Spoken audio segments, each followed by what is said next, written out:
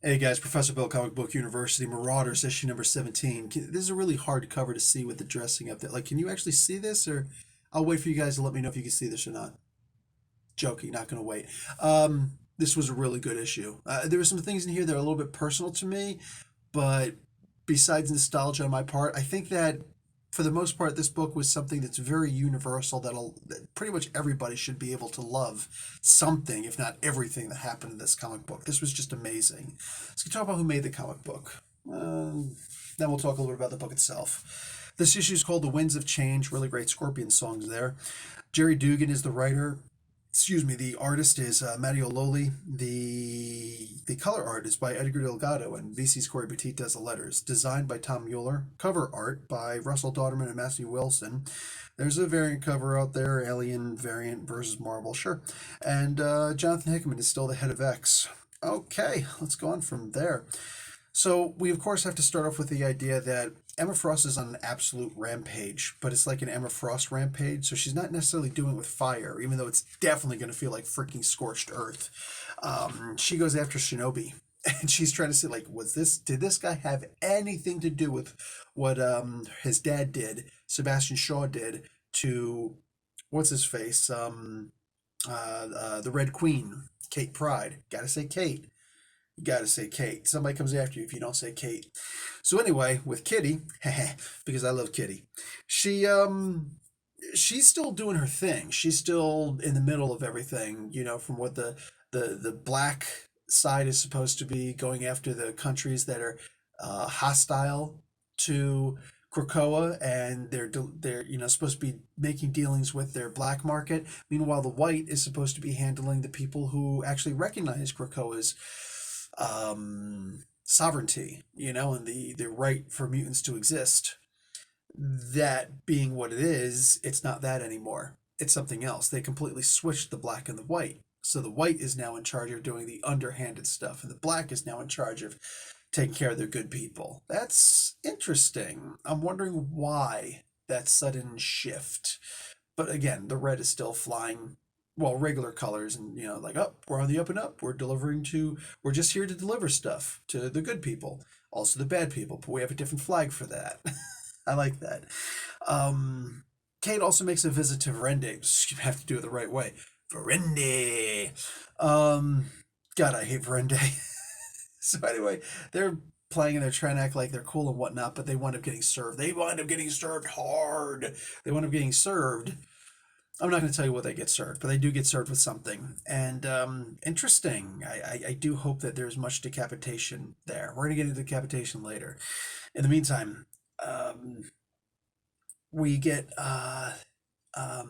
Kitty being able to personally thank, in many ways, the family that was able to save Lockheed and nursed him back to health through all of that. Like, that was really cool. And I guess it's also a way of showing that they weren't racist necessarily. They weren't, bad people. Because, like, here's a freaking dragon. They've never seen something like this before. And they're super poor. And they're like, we should just help all of God's creatures, so to speak. Even if they don't come from this dimension necessarily. Wonder what happens if a nihilist would have washed up on the shores of Madripoor. Anyway, I thought that it was interesting that they're going to now start buying up a bunch of different properties in Manhattan, in Madripoor, the other Manhattan, including one area up in the sky. Now that was interesting. We're also seeing the Myconoids. Anyway, it's a real island. And if you look it up, you'll actually see it looks exactly like, with the lighthouse and everything. It really looks exactly like the images that are shown in this comic book. And the previous one, that's the one where Magneto went at the behest of Emma Frost in order to put that big watchtower thing up with the sentinel face clicked to the side of it, made out of the freaking the sail barge. What a way to make sure there is zero waste used, right? A couple of the mutants are there, including the old guy who's like, "Can I have a dram of the that new superfluid that you guys have? That awesome aged liquor?" It's like, oh, how thoughtless of me. Absolutely. Meanwhile, she's taking a swig of it right now. Yeah, I'll send you over some. No problem. It's cool that the same bargain that he had with Namor is the same bargain for the most part that he has with her, with Emma. Like I said, Emma's making some moves. But one of the things was, like I said, buying the bit of land in the air. Apparently, that is that's going to come back one of these days. One of these days, one of these issues, that's going to come back and be like, aha, they first talked about it in issue number 17. So I like that. Bunch of other things happened too, but obviously the most important stuff here was actually what happened on the cover. I know that, Callisto's got like one of those mean faces on. It wasn't quite like that. I think this is supposed to look more like this than this. You know what I'm saying? Because there wasn't a lot of rain. This would probably be like that animation movement. You know what I'm saying? From anime. Anyway, there was a lot in here. I was talking about beheading earlier, which is basically what um oh geez, how the heck do you pronounce this word again? It's not a word that I'm familiar with the word, but it's not a word that I use on a regular basis. Akai Shakunen. There we go.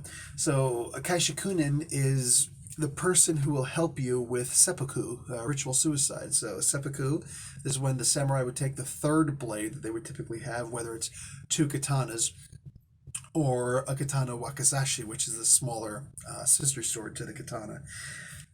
They would also have the tanto. They would always have that tanto with them, which is the small one-sided dagger, which they could just plug in under the rib cage, but point the blade pointing up to try and hit your heart or some other major organ, and then you twist hard to the side, and death is supposed to follow you very quickly afterwards. But if you're a particularly honorable person and you have a fellow warrior or a warrior with you who's willing to help you out and respects you, then they might decide to be a Kenokushin,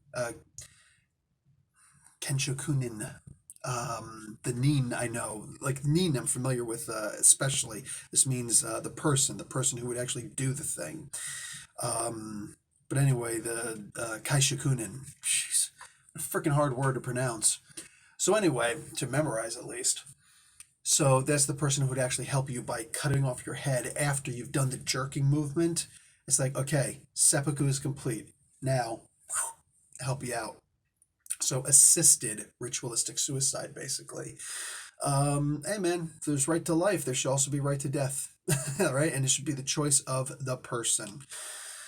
And I like that Silver Samurai actually used that term. That was really, it wasn't perfect in here, but it was still really beautiful.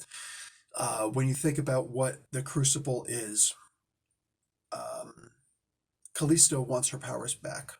And the person who she trusts the most to be the person to take her life in ritual combat is Storm. Makes sense, because if you think about it, the first time that Storm ever fought Callisto and vice versa was when Storm lost her powers, and they were fighting in the Morlock tunnels for control of not the Marauders, the Morlocks, and Storm won, and she became the leader of not only the X-Men from fighting Scott, but also she became the leader of the Morlocks from this point. That was the first time they ever fought. Now this, the most recent and possibly last time that they fight, probably not, but you get it. The shoes are reversed. Now all of a sudden, Callisto doesn't have her powers. That's the reason why she wants to fight in the Crucible, because she dies and then she goes to the Five and she gets her powers back by her body being redone. This was, of course, because of the Great Pretender, the Scarlet Witch. So I like that also. Silver Samurai is like, I'll gladly volunteer if you want, but there's also two other volunteers, and it's Fenris. I love that she called them effing racists, and she was like, if they come down here, I promise you, I'm going to be in a pit with Sabretooth instead of like freaking, in the resurrection chambers with the Five. So do not send them down here. Like, we haven't killed anybody in a long time. Well, you can always kill yourselves. How about that? Like, this is one of those things where it's like with the freaking Juggernaut stuff. You know what I'm saying? Like, what? How come, Juggernaut is inexorably tied with the X-Men, but because Fenris, just happens to be mutants, these totally evil freaking literally Nazi kids get to, chill out on the island, but Kane Marco can't. Like, what? Doesn't make sense. Doesn't make sense. It's like PETA. We'll save a dog. but F a human. You know what I'm saying? I'd rather run over a human than run over a dog. So if I see both on the road in front of me and my brakes go out, feel bad for yourself. You're the human. We practicing speciesism here. So um, I like the way that this happened because fighting is for the most part a dance. That's what it is, and as anybody will tell you, you could probably admit to yourself, if you die doing the thing you love, it doesn't really feel like dying. It feels like you're just going out on your own terms. You know what I'm saying? And if fighting isn't your thing, apply it to something that you really like. Like if you died reading comics, would it really be a bad thing? I mean, as long as you got to the end of the comic. You know what I'm saying? Get to the end of the comic, be like, oh crap. You know what I'm saying? Eh. But I mean, whatever it is that you like doing, you'd be like Richard Pryor. You know what I'm saying? Dude, my dad died having sex, man. He came and went at the same time. There are worse ways to go. There are definitely worse ways to go. And that woman was forever considered cursed. God, I love comedy.